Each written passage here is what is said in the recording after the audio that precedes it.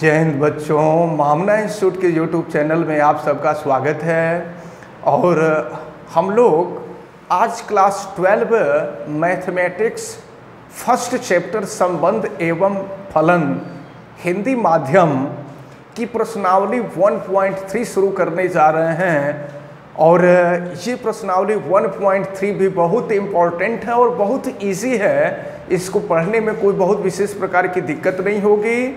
आप जो है इस क्लास को शुरू करने से पहले, मैथ शुरू करने से पहले वीडियो को लाइक कर लें। चैनल को अगर सब्सक्राइब नहीं किए हैं तो चैनल को सब्सक्राइब कर लें, बेल आइकन को प्रेस करें, अधिक से अधिक स्टूडेंट तक इस वीडियो को शेयर करें और कमेंट भी करें अगर आवश्यक समझ में आए तो। चलिए शुरू करते हैं प्रश्नावली 1.3 का क्वेश्चन नंबर 1। क्वेश्चन नंबर 1 आपको दिया हुआ है F such that, ध्यान देना होगा, F such that 1 3 4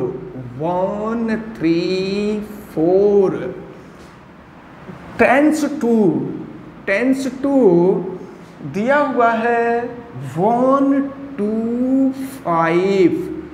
इसका मतलब क्या हुआ? इसका मतलब ये हुआ कि कोई फलन इस प्रकार है कि देखिए 1 का रिलेशन 1 से है, 3 का रिलेशन 2 से है और 4 का रिलेशन 5 से है।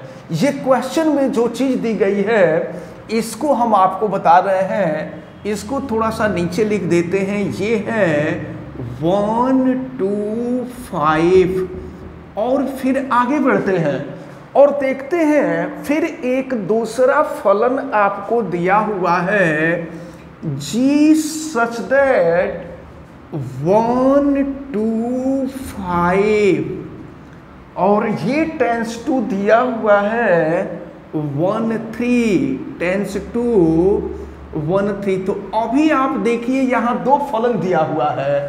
एक फलन F दिया हुआ है और दूसरा फलन G दिया हुआ है। फिर आगे देखते हैं F के बीच जो रिलेशन दिया हुआ है वो दिया हुआ है 1 2 3 5 3 5 4 1। इसका मतलब ये हुआ कि 1 का रिलेशन 2 से है, 3 का रिलेशन 5 से है और 4 का रिलेशन 1 से है। बस आप समझें आगे। और फिर ये F के लिए दिया हुआ है। और फिर हम आते हैं G पर। G के बारे में देखिए, जो दूसरा फलन G है, दूसरे फलन G को डिफाइन किया गया है और यहाँ दिया हुआ है 1 3 2 3 और फिर दिया हुआ है 5 1। इसका मतलब क्या हुआ? इसको भी आप समझ लें। इसका मतलब ये हुआ कि 1 का रिलेशन 3 से है, 2 का रिलेशन भी 3 से है और 5 का रिलेशन 1 से है। द्वारा प्रदत्त है। तो आपसे कह रहा है कि GOF की वैल्यू फाइंड कीजिए। क्वेश्चन आप अच्छी तरह से समझ लें। दिया हुआ है, मान लीजिए F such that this is equal to this and G such that this is equal to this। F के बीच रिलेशन ये दिया हुआ है, G के बीच रिलेशन ये दिया हुआ है। तो आपसे कह रहा है कि GOF की वैल्यू ज्ञात कीजिए। तो GOF का क्या मतलब होता है समझिए।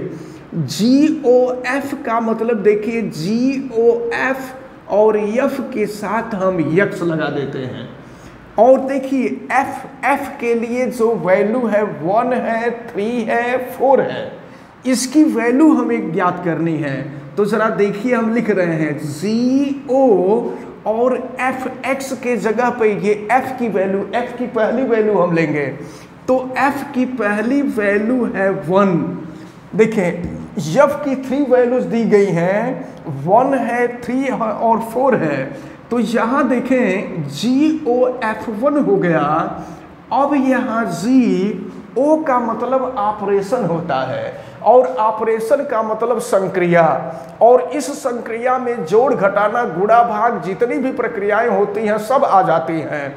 तो चलिए देखते हैं जी, अब ओ हम हटा देंगे और देखेंगे कि F1 की वैल्यू क्या है। देखिए F1 यहां से पता चलेगा F1 की वैल्यू क्या है। ये F है और 1 की वैल्यू 2 है। F1 की वैल्यू 2 है, इसका मतलब समझ लीजिए F1 की वैल्यू 2 है, तो अब हम यहाँ 2 रख देंगे, यानी अब हमको G2 की वैल्यू चाहिए। तो G2 देखिए ये G है और G में ये 2 है, तो 2 की वैल्यू कितनी है? 3 है, तो G2 की वैल्यू हो जाएगी 3। इसका मतलब ये हुआ कि अगर हम x के जगह पे 1 लेते हैं, x के जगह पे 1 लिया जाता है, तो GOF की वैल्यू हो जाएगी 3। इसी तरह से हम आगे बढ़ते हैं और दूसरी वैल्यू हम निकालते हैं यहाँ पर GO, और देखिए F की दूसरी वैल्यू, F की दूसरी वैल्यू जो दी गई है वो 3 है, तो ये हो जाएगा F3। अब यहाँ ऑपरेशन हम हटा देंगे और ऑपरेशन हटा देंगे तो ये हो जाएगा G, और फिर ये हो जाएगा आपका F3, और F3 की वैल्यू आप देख रहे हैं। F3 देखिए F पे, F में तो F3 और F3 की वैल्यू 5 है, तो यहाँ पर हम रख देंगे 5, और फिर देखें क्या होगा। G5 की वैल्यू देखेंगे तो देखिए G5 ये है और G5 की वैल्यू 1 है, तो ये 1 हो गया। तो याद रखे रहिएगा, यहाँ पर हम GOF1 की वैल्यू निकालें तो GOF1 की वैल्यू निकला 3 और GOF3 की वैल्यू निकली 1, और फिर हम आगे बढ़ते हैं और ये 4 के लिए हम ये वैल्यू निकालते हैं, यानी GOF4 की वैल्यू हम निकालेंगे। देखिए यहाँ x के जगह पे हम 1 लिए हैं, x के जगह पे हम 3 लिए हैं, अब हम x के जगह पर 4 लेकर के सॉल्व कर रहे हैं, तो ये हो जाएगा G, और ये F4 F में आइए, F में आइए तो F4 की वैल्यू 1 है। जो पहले है वो उस पहले जो है फलन है और बाद में उसकी वैल्यू दी गई है, तो G4 की जो वैल्यू है 1 है, यानी G1 हो गया। अब देखिए कि G1 की वैल्यू क्या है, तो ये G1 है, तो G1 की वैल्यू हो जाएगी 3, यहाँ 3 लिख देंगे। तो याद रखे रहिए, जब x के जगह पे 1 रखे हैं तो GOF की वैल्यू निकली है 3, जब f के जगह पर 3x के जगह पे 3 रखे हैं तो GOF की वैल्यू निकली है 1, और x के जगह पे 4 रखे हैं तो GOF की वैल्यू निकली है 3। और फिर यहाँ पर अगर आंसर हम लिखना चाहें तो यहाँ पर आंसर हम लिख देते हैं, या चलिए इधर आंसर हम इकट्ठे लिख देते हैं। GOF इज इक्वल टू, देखिए GOF इज इक्वल टू, जब यहाँ 1 लिखे थे तो 3 आया था, तो यहाँ पर हम लिख देंगे 1 3, जब 3 लिए थे तो 1 आया था, तो यहाँ लिख देंगे 3 1, और फिर जब यहाँ 4 लिए थे तो 3 आया था, ये हो जाएगा 4 3, और ये हो गया आपका आंसर। हमें उम्मीद है ये प्रश्नावली 1.3 थोड़ी सी डिफरेंट है, प्रश्नावली 1.1 और 1.2 से थोड़ा सा डिफरेंट है। हमें उम्मीद है कि ये क्वेश्चन आप सभी लोगों को अच्छी तरह से समझ में आया होगा, और ये बहुत ही इंपॉर्टेंट है, इसको अच्छी तरह से आप तैयार किए रहिएगा। हालांकि पिछले 2 सेशन में इसको सिलेबस से निकाल दिया गया था, लेकिन अब हमें उम्मीद है कि ये सिलेबस से नहीं निकाला जाएगा, और अगर सिलेबस से निकाल भी दिया जाएगा तो आपको जानकारी के लिए इसको पढ़ना बहुत आवश्यक है, इसलिए इसको आप अच्छी तरह से तैयार करें, मन लगा करके पढ़ें। वीडियो को अगर लाइक नहीं किए हैं तो वीडियो को लाइक भी करें, चैनल को सब्सक्राइब भी करें। अन्य स्टूडेंट को चैनल सब्सक्राइब करने के लिए कहें भी, बेल आइकन को भी प्रेस करें, और वीडियो को अधिक से अधिक लोगों तक शेयर करें। आवश्यकता समझ में आने पर कमेंट भी करें। अब इसी तरह की हम प्रश्नावली 1.3 का क्वेश्चन नंबर 2 देखते हैं। क्वेश्चन नंबर 2 भी बहुत इंपॉर्टेंट है और हालांकि टफ नहीं है। मैथ टफ होता नहीं है, अगर पढ़ाने वाला अच्छा विशेषज्ञ है तो उसको इजी कर देता है, और नहीं तो वही मैथ टफ हो जाता है। चलिए देखते हैं क्वेश्चन नंबर 2 में दिया हुआ है कि एफ जी एच, 3 फलन यहां दिया हुआ है। एक फलन एफ है, दूसरा फलन जी है और तीसरा फलन एच है। याद रखे रहिएगा 3 फलन यहां दिया हुआ है। पहले वाले क्वेश्चन में 2 फलन केवल दिया था, एफ और जी दिया हुआ था। यहां पर 3 फलन है, एफ है, जी है और एच है। तो एफ जी तथा एच आर से आर में, यानी इसके कहने का मतलब yes such that R tends to R. फलन एफ इस प्रकार है कि रियल नंबर का संबंध रियल नंबर से है। इसी तरह से दूसरे को अगर हम लिखें तो G such that R tends to R, मतलब ये कि ये जो दूसरा फलन जी है यह भी इस प्रकार है कि रियल नंबर का संबंध रियल नंबर से है। और उसी तरह से तीसरा फलन अगर हम यच लेते हैं तो H such that R tends to R, ये इसके कहने का मतलब यही है कि तीसरा फलन यच भी इस प्रकार है कि आर का संबंध आर से है। चलिए हम आगे बढ़ते हैं। तो आपसे कहा जा रहा है फर्स्ट में सिद्ध कीजिए कि F plus G O H is equal to F O H plus G O H. O का मतलब ऑपरेशन होता है, आप इसको अच्छी तरह से याद रखे रहेंगे। ओ का मतलब ऑपरेशन होता है, और यहाँ ऑपरेशन के जगह पर ऑपरेशन का मतलब संक्रियाएं, ठीक ना। ऑपरेशन का मतलब सर्जरी नहीं, पेट काटना नहीं होता है।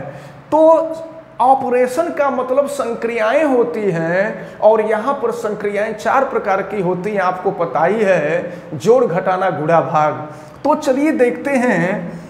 अब हम LHS यहाँ सॉल्व करने जा रहे हैं और देखते हैं कि LHS क्या है। ये है F प्लस जी और O। अब यहाँ पर यच के साथ हम यक्स रख देंगे और फिर देखें।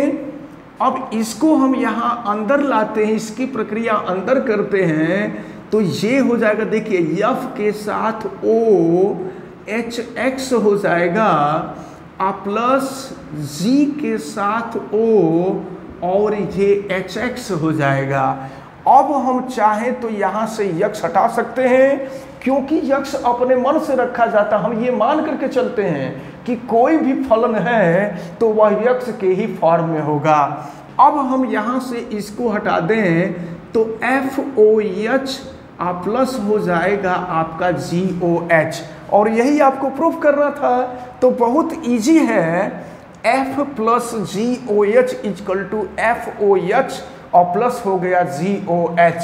और इसी तरह से अब हम यहाँ लिख देंगे, हमने LHS सॉल्व किया और RHS आ गया। हम यहाँ लिख देंगे LHS इक्वल टू RHS, और ये हो जाएगा दैट प्रूव्ड है। चलिए अब इसी तरह से इसका सेकंड पार्ट है। हमें उम्मीद है कि ये फर्स्ट पार्ट आपको जरूर समझ में आया होगा। वीडियो को लाइक नहीं किए हैं तो लाइक जरूर कर दीजिएगा। चलिए हम आगे बढ़ते हैं, इसके सेकंड पार्ट को देखते हैं। इसका सेकंड पार्ट भी बहुत इजी है, और सेकंड पार्ट में दिया हुआ है ये एक्सरसाइज 1.3 के दूसरे का सेकंड पार्ट दिया हुआ है F इंटू जी, और ये दिया हुआ है OH, और ये इक्वल टू दिया हुआ है FOH इंटू GOH, ये दिया हुआ है। चलिए हम देखते हैं और सॉल्व करते हैं। फिर यहाँ भी हम LHS ही सॉल्व करेंगे। तो ये है LHS, और देखें फिर अब ये है आपका F डॉट जी, और ये है O, और O के O, और फिर यहाँ यच के साथ यक्स हो जाएगा। अब हम इसका मल्टीप्लाई करेंगे, तो जब इसका मल्टीप्लाई करेंगे तो f के साथ अलग मल्टीप्लिकेशन होगा और g के साथ अलग मल्टीप्लिकेशन होगा। तो ये हो जाएगा f डॉट OHX और फिर यहाँ इंटू हो जाएगा g के साथ GOHX। देखिएगा f में पहले इसका मल्टीप्लिकेशन किए हैं, इसके बाद हम g में मल्टीप्लिकेशन किए हैं।